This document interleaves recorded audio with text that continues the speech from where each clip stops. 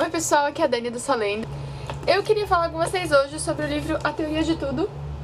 Eu acabei de terminar, terminei de tarde, assim, voltando pra casa. E eu gostei demais desse livro, eu queria muito falar com vocês, porque eu assisti o filme antes. E eu saí do filme com uma visão, né, da vida dos Hawking totalmente diferente. O filme foi totalmente romantizado, é ridículo quando você lê o livro e vê que quase nada do que tá no filme é a realidade, sabe? É realmente Hollywood. Então, pra quem não sabe, A Teoria de Tudo foi escrito pela Jane Hawking, a primeira mulher do Stephen Hawking, e quem acompanhou ele durante o começo da doença e até o estado, praticamente o estado que ele tá até hoje. Eles se casaram em meados dos anos 60, e eles se conheceram nos anos 60 e se casaram em meados dos anos 60. Então ela conta por tudo que eles passaram, tanto a vida íntima quanto a vida profissional dele, que foi o foco por todos os anos em que eles estiveram casados, foi o foco, né? Ele tinha esse intelecto incrível e estava descobrindo todos os segredos da física praticamente. E ela o apoiou em todos esses momentos.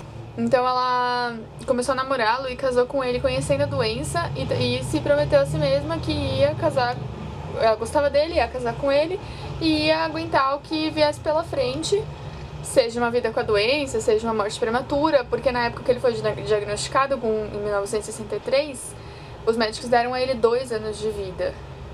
E porque ela, que eu nunca lembro o nome da doença, é a esclerose lateral amiotrófica. Essa doença, ela tem dois approaches, que eu esqueci o nome da palavra em português. Ou ela já trava os músculos da garganta e mata, às vezes sem tempo de chegar ao hospital, pelo que tá escrito aqui, pelo que foi informado aqui. Eu não cheguei a pesquisar sobre a doença na internet. Ou acontece o que acontece com o Stephen, ela vai minando os movimentos da pessoa até ela não conseguir fazer mais nada por si própria. O que eu gostei nesse livro? O que me deixou interessada nele? Não é uma biografia, né, quase que de ambos, do casamento de ambos, e não foi um relato chato. A Jane soube escrever de forma fluida e explicar as coisas de uma forma que não se tornasse pedante. E ela fala muito do trabalho do Stephen, fala do trabalho dela, ela é linguista.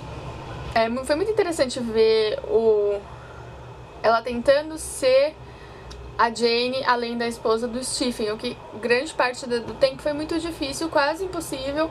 Ela entrou nesse casamento sabendo que ia ter certas dificuldades, mas eu imagino que ela nunca esperava que fosse dessa forma. Ela simplesmente deixou si própria totalmente em segundo plano, até em último plano, para atender a todas as necessidades do Stephen.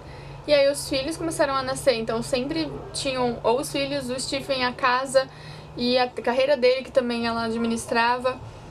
Então tudo era centrado nele, e quem cuidava era ela, e ela nunca tinha tempo pra nada, muito menos pra ela.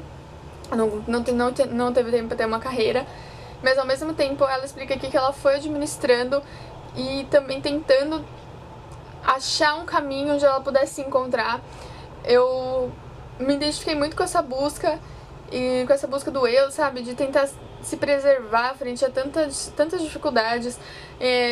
No final dos anos 60, 70, anos 80, os direitos dos deficientes, dos portadores de necessidades especiais, se não nulos, não tinham quase nada, assim. Aeroportos não eram preparados para eles, transportes públicos não eram preparados para eles, as pessoas em si não eram preparadas para eles, para atender as necessidades deles, não eram solidárias em nada, assim. Então eles tiveram muita dificuldade. Só que através do intelecto dele, em tudo que ele descobriu, toda a força ferrenha que ele tinha de vontade de viver, de descobrir tudo da física, ela falava que a física era a terceira integrante do relacionamento deles, e que era muito verdade. Às vezes ela falava com o Stephen e ele lá perdido em universos, estrelas e buracos negros, né? E quando ele começou a fazer sucesso e conquistou o mundo, foi muito... Nossa, é muito difícil pra eu ler. Imagino que pra ela deve ter sido um inferno viver, foi, pelo que ela escreveu aqui. Porque ninguém reconhecia que o sucesso era dele pelo intelecto, mas também era dela. Porque quem mantinha ele vivo, mantinha ele em atividade, mantinha uma vida confortável para ele poder fazer tudo o que ele fez, era ela, sem ajuda nem dos pais dele. Os pais dele achavam que a doença era de boa, que era fácil cuidar dele, só que cuidavam dele só algumas vezes por semana, sabe, de vez em quando. Ao mesmo tempo ele era super teimoso, não gostava de médicos, não gostava de enfermeiros e nem de tomar muitos remédios, porque ele tinha medo do que a química poderia fazer com o cérebro dele. Então eram várias coisas a se administrar em uma pessoa só. Lógico, não vou diminuir em nenhum momento o sofrimento do Stephen, mas como o livro é da Jane, foi ela que fez pra contar pro mundo isso que ela passou, porque quando o Stephen ficou famoso e começaram a pipocar gente querendo fazer biografia, gente querendo fazer filme e tudo mais, viam ela apenas como um anexo, né, sabe? Alguém ali. Não viam uma pessoa que realmente contribuiu pra tudo aquilo, sabe? Então, é um livro bem dolorido em alguns momentos, mas em outros ela enche de alegria a leitura, o amor que ela fala da carreira dela, por mais que ficou num grande ato por um bom tempo, é muito legal. No filme, eles abordam a existência do Jonathan, que foi um moço que ela conheceu num coral, e eles meio que se apaixonaram, só que ela jamais ia trair o Stephen, muito menos deixá-lo, e ela o amava e tinha fortes valores quanto a isso, quanto ao casamento, e o Jonathan também, só que ele acabou aceitando o papel de anexo, assim, de meio que viver com eles e ajudá-los em tudo. O filme mostra bem. O filme mostrou essa parte legal, assim. Então, eu gostei muito da leitura deles. Inclusive, o último pós-fácil é de agosto de 2014. A gente tá em abril de 2015. É muito recente. Achei bem legal a gente ter notícias tão recentes, né? Porque termina o livro, eles estão em 97, acho. E aí fica pensando, nossa, e aí, né? O que acontece depois? Ainda tem um pós-fácil, ainda tem um post-scriptum, mas um post-scriptum. Então, ela fez o livro de um jeito que realmente saciou praticamente quase toda a minha curiosidade. A única reclamação que eu tenho é que a revisão tá bem fraquinha, assim. Tem vários erros de concordância, vários erros de digitação, palavras repetidas. Às vezes eu tinha que reler uma frase porque não tava entendendo. Então a revisão foi bem fraquinha nesse livro, mas a diagramação ficou bem boa, gostei pra caramba. Quanto ao texto, eu descobri, no final ela faz um pós-fácil, e essas memórias aqui, a teoria de tudo foi uma adaptação das primeiras memórias que ela lançou.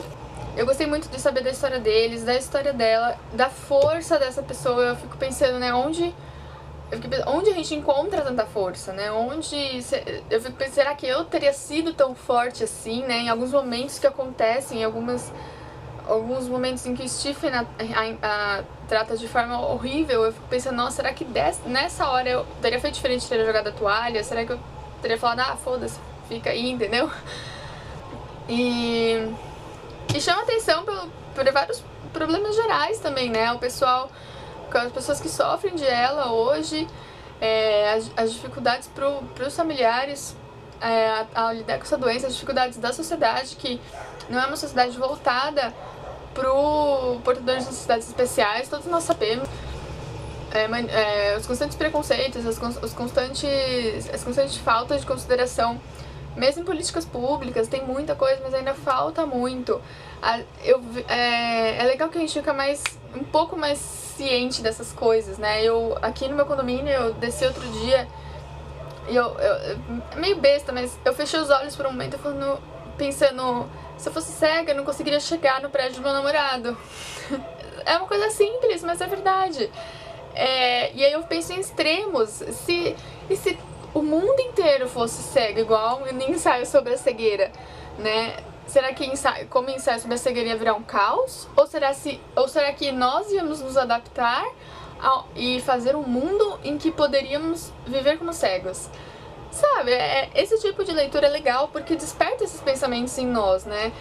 Porque hoje, as políticas públicas em geral são feitas baseando numa amostragem da maioria. A maioria tem 2 pés, 2 mãos, um intelecto médio e vê, ouve e fala. Então a gente vai fazer o mundo dessa forma. Mas e aí? E o resto da população que não... a pessoa que não tem uma perna, a pessoa que não tem as 2, um braço, os 2, ou que não pode se movimentar, ou que não pode ver, não pode escutar, a gente não pode considerar porque elas não são a maioria, sabe? Eu acho... elas não são todos, né? Como governo, como política pública, a gente tem que pensar em todos, toda a população que tá lá sobre a nossa visão, né? E não tem, num universo pequeno, como o condomínio onde eu moro, já não tem esse tipo de acesso. Mas eu penso que, pra alguém cego, por exemplo, aqui não tem nenhuma indicação no chão, sabe? Foi uma coisa que eu pensei, vira e mexe na rua mesmo, eu vejo, sabe? Eu olho assim, mano, alguém com cadeira de rodas não ia conseguir passar aqui. Eu acho que também é nosso papel olhar em volta e falar, não, como a gente pode deixar a vida fácil pra todo mundo, não só pra nós. Divaguei, desculpa, mas foram pensamentos que sempre viraram na minha cabeça, mas com a leitura desse livro viraram ainda mais. Eu gostei pra caramba, eu espero que vocês tenham gostado desse vídeo e eu recomendo o livro.